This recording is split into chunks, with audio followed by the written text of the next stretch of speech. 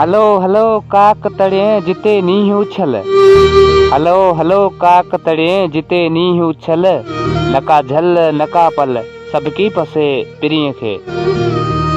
ऐं हा दोस्तो के दोस्त दोस्त न बल्कि सगन भाइरनि जिया हूंदा आहिनि। ऐं हा उन्हनि दोस्तनि सां माण्हू जेतिरो बि बुरो ऐं अॻिरो थी हले त उहे तव्हांखे कॾहिं बि शिकायत न ॾियनि।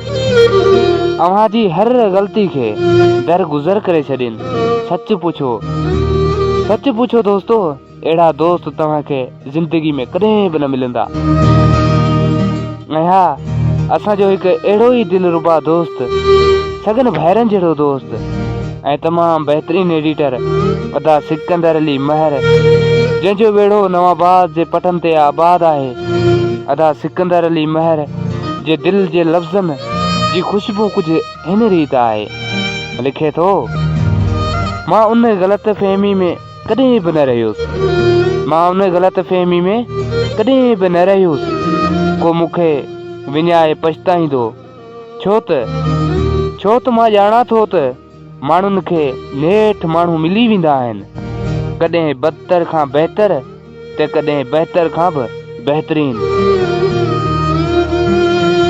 मूं ख़ासि रहण कॾहिं बि न चाहियो,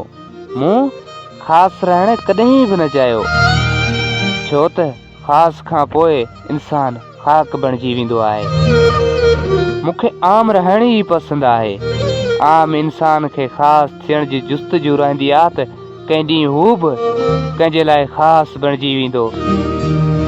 मां चाहियां थो त इहो ॾींहुं कॾहिं न अचे, बसि उमेदु रहिजी वञे, ख़ासि थियण जो इंतज़ारु रहिजी वञे।